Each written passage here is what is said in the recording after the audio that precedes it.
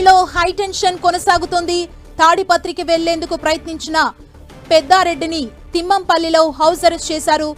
జేసీ ప్రభాకర్ రెడ్డి తీరుపై పెద్దారెడ్డి ఫైర్ అయ్యారు. జేసీ చెప్పినట్లుగా అధికారులు నడుచుకుంటున్నారని ఆగ్రహాన్ని వ్యక్తం చేశారు. టీడీపీకి వ్యతిరేకంగా తాడిపత్రిలో వైసీపీ నిరసన కార్యక్రమాన్ని నిర్వహిస్తోంది. ఈ నేపథ్యంలో తాడిపత్రిలో హై టెన్షన్ పరిస్థితి కొనసాగుతుంది. తాడిపత్రికి వెళ్లేందుకు ప్రయత్నించిన పెద్దారెడ్డిని తిమ్మంపల్లిలో హౌస్ అరెస్ట్ చేశారు. జేసీ ప్రభాకర్ రెడ్డి తీరుపై పెద్దారెడ్డి ఫైర్ అయ్యారు. జేసీ చెప్పినట్లుగా అధికారులు నడుచుకుంటున్నారని ఆగ్రహాన్ని వ్యక్తం చేశారు. టీడీపీకి వ్యతిరేకంగా తాడిపత్రిలో వైసీపీ నిరసన కార్యక్రమాన్ని నిర్వహిస్తోంది.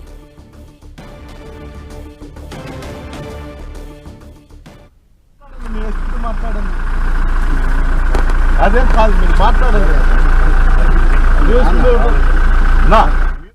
ఇదే అంశానికి సంబంధించి మరింత సమాచారం మా ప్రతినిధి జగదీష్ మనకు అందిస్తారు. జగదీష్,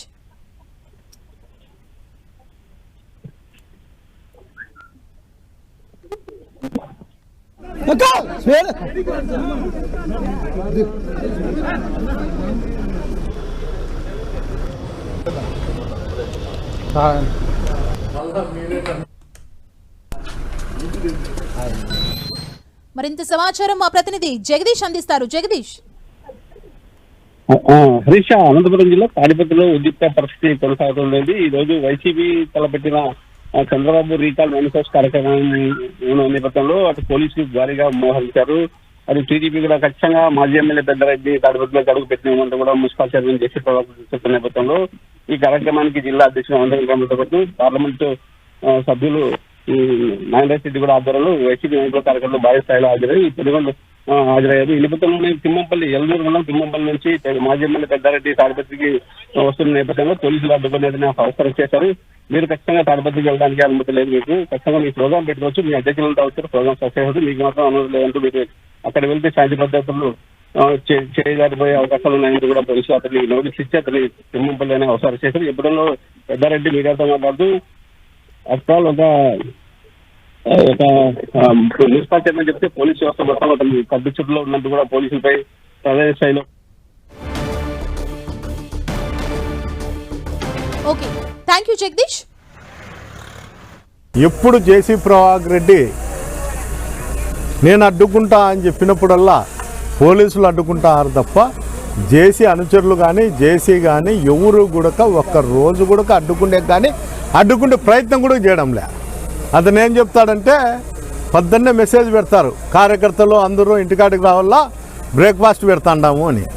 అది పెడతానే మన వాళ్ళంతా అలర్ట్ అవుతారు, పోలీస్ అధికారులంతా మీరు రాకూడదు అని. ఈ ల్యాండ్ ఆర్డర్ ప్రాబ్లము ఇద్దరు ఉంటే వస్తుంది అని చెప్తాను. నేను బయట ఉన్నా ఆడ వస్తుంది. ఇప్పుడు 14 నెలలు నేను బయట ఉండా, ప్రభాకర్ని 14 నెలలు 12 నెలలు పంపిండి బయటికి, ఏముండదు కదా, పంచండి సరే 6 నెలలు ఉండేటట్టుగా. ఎప్పుడైనా కానీ తిరుగుబాటు అనేది ఈ విధంగానే వస్తుంది. అది పోలీస్ అధికారుల మీద కావచ్చు, రాజకీయాల గుండా కావచ్చు. తిరుగుబాటు అనేది వచ్చేది అనేది ఎట్లొస్తుందంటే అంచివేయడం వల్లే వస్తుంది. ఆ తిరుగుబాటు వచ్చినప్పుడు ఎవరు ఏం చేయలేరు. మీరు పెడితే 4 కేసులు పెడతారు, 4 గేట్లు కొడతారు. మీరు మళ్ళీ కొత్తగా ఒకటి ఎస్ఓజీ అని పెట్టింటారు, రాయలసీమలో ఎక్కడ లేదు, అనంతపురంలో దాంతో తీసుకొని 4 గేట్లు కొడతారు, ఏదో ఒకటి ఒప్పించారు, కేసులు పెడతారు.